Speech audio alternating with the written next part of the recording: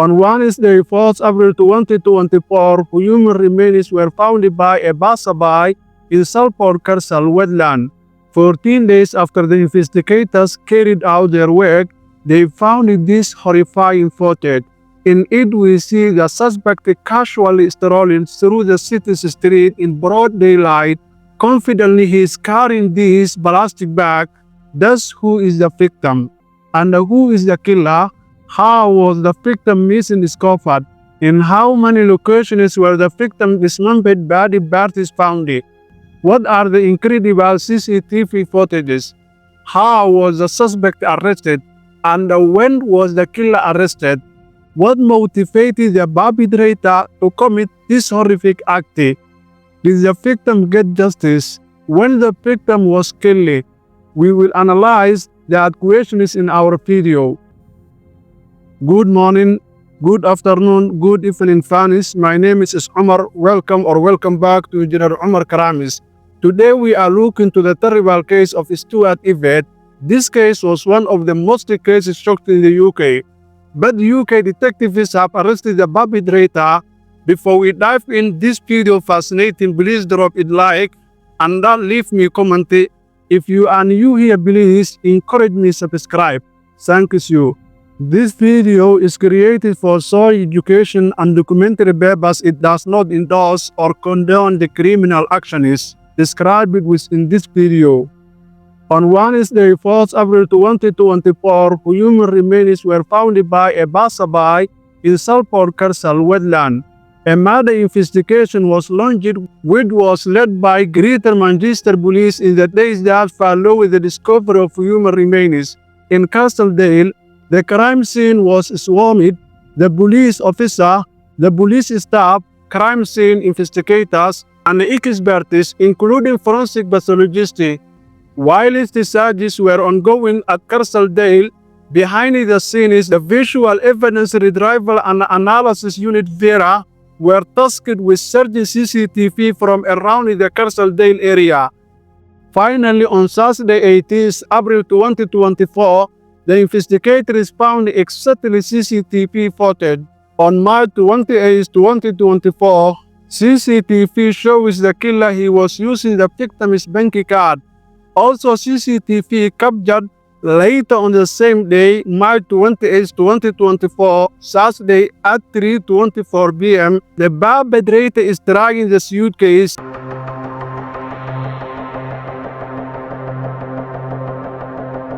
at 4:47 p.m. He returned on the same street without suitcase.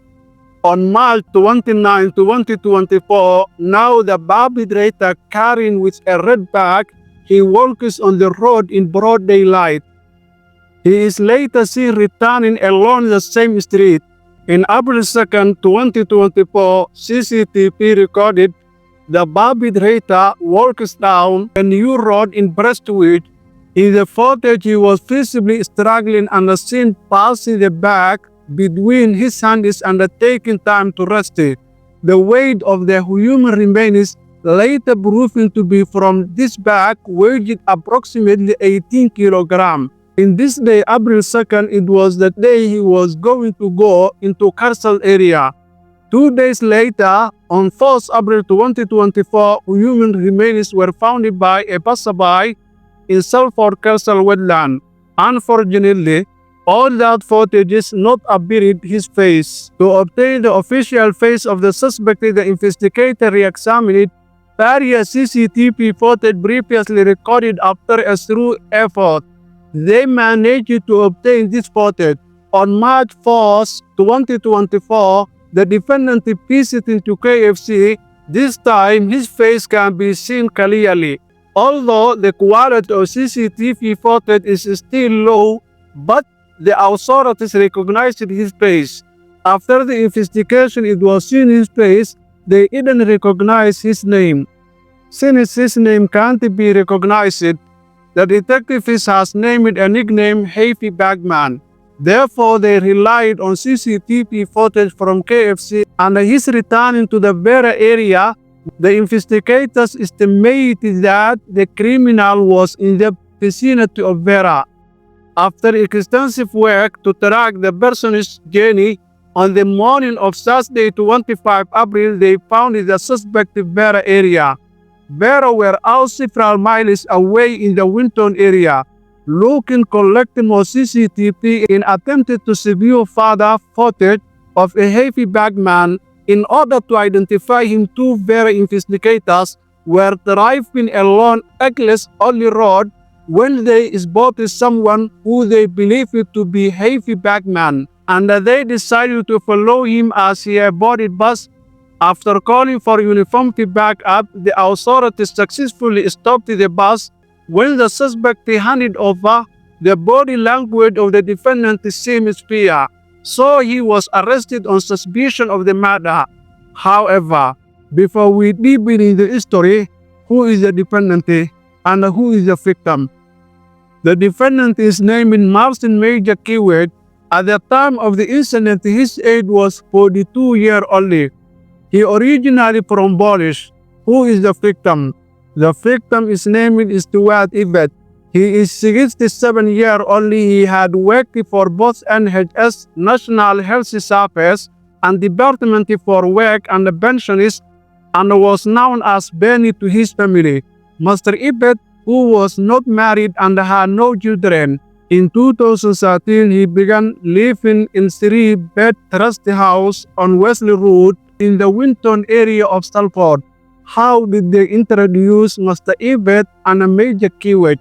Mr. Everett first met Major Kiewit while teaching English to recently arrived Polish immigrant. Mr. Everett began subletting the two other bedrooms, with Major Kiewit moving in during 2017. When was killing Mr. Everett? He was killed between 27 and 28 March. He dismembered in 27 pieces. Now, let us look at the time the officers custodied the suspect. When the suspect handed over, he was began questions about the murder, but he denied all that he involved with this. So, the investigators searched his phone, and then he helped the detectives to tell the correct location of his house, and then the officers went to his property. Inquiries quickly established that his housemate Stuart Everett, who had not been seen for a number of weeks, following forensic DNA tested that Stuart was declared the victim of his heinous crime. Stuart's family, who are not local to Greater Manchester, had not reported him as a missing person. This is because Major Kiewit had assumed the victim identity and approximately 3 weeks since the murder. He was sending Stuart's family WhatsApp messages, and even he was sending fake birthday cards and gifts. Stuart's family were misled to believe that he was still alive. Martin Major Kiewit and Stuart Everett home on Westerly Road in Winton was secured from first glance. No obvious crime scene was present, and this appeared like an ordinary house. The house had been partially emptied and the skip was present on the driveway. However, during comprehensive forensic examination by a specialist crime scene investigator, the carpet was peeled back in Martin Major Kiewit's bedroom to reveal blood staining through the underlay and the floorboard. In addition to tool marks and extensive evidence of cleanup taking place, detectives found that Major Kiewit had used a professional rag cleaner in attempting to clean the blood-soaked carpet, but he was unable to clean one part of the carpet thoroughly enough. To cover this up, he cut a piece of a carpet from victim's room before covering the obvious cutout with the bed. The nails used to secure the replacement carpet over the blood stains containing the suspect's DNA, proving he was responsible concealing for the crime scene. Through scrutinizing Major Kiewit's call history, detectives uncovered that he called a white van man for help in removing furniture from property. The sofa bed and a fridge freezer were taken to lock up in Barry. The sofa bed was successfully attributed to his bedroom. Following forensic DNA testing and examinations under UV light, the victim's blood was found on the sofa bed, which is believed to be where his life was taken. The fridge freezer also contained the victim's DNA. The during Major Kiwich's interview, he provided minimal information to detectives. Through remarkable investigative work that followed, including CCTV and mobile phone analysis, detectives were able to identify multiple remote locations across Salford and Manchester. The defendant visited to deposit further human remains. These journeys were to secluded areas, waterways. Through extensive searches of land and water across 19 areas, detectives were able to locate Stuart remains or DNA at 6 locations and found the evidence at many more. A total 19 crime scenes and searches took place as a result. Each scene was a unique and presented its own complexities. This required specialist tactics, skills, and resources from across the force to successfully preserve, examine, and recover any evidence. Local uniformed officers dedicated hundreds of hours to protect the integrity of the scene and support the community. The Tactical Aid Unit, Northwest Underwater Search Unit, and the Police Search Advisory expertly and strategically searched the area. The crime scene investigators were brought in to recover and capture any evidence. The scene was secured at Blackheath Reservoir.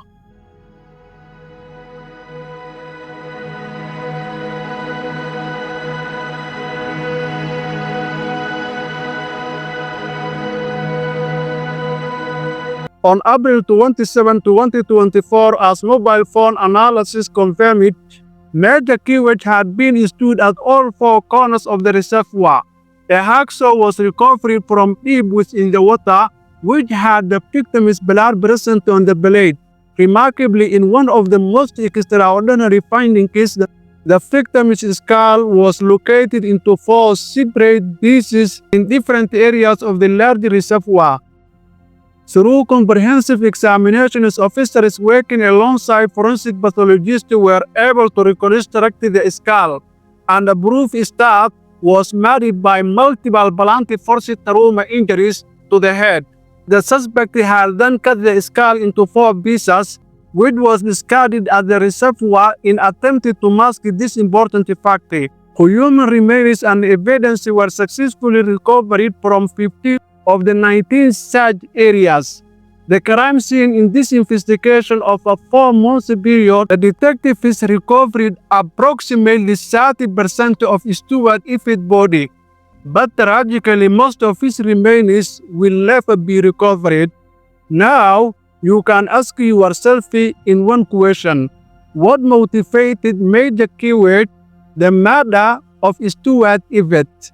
Major Kiwich, who had worked as manager at fast food shops in the nearby Trafford Center, but he was unemployed at the time of the murder, with the financial pressure building in the household and £73,000 in debt.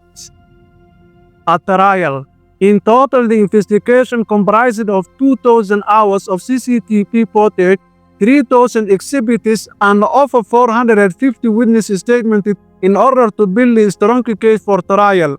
Due to the overwhelming evidence recovered, Martin Major Kiwich was charged with Stuart Everett murder. Major Kiwich cowardly denied murdering Stuart, and the jury saw the truth and found him guilty within the couple of hours of deliberation.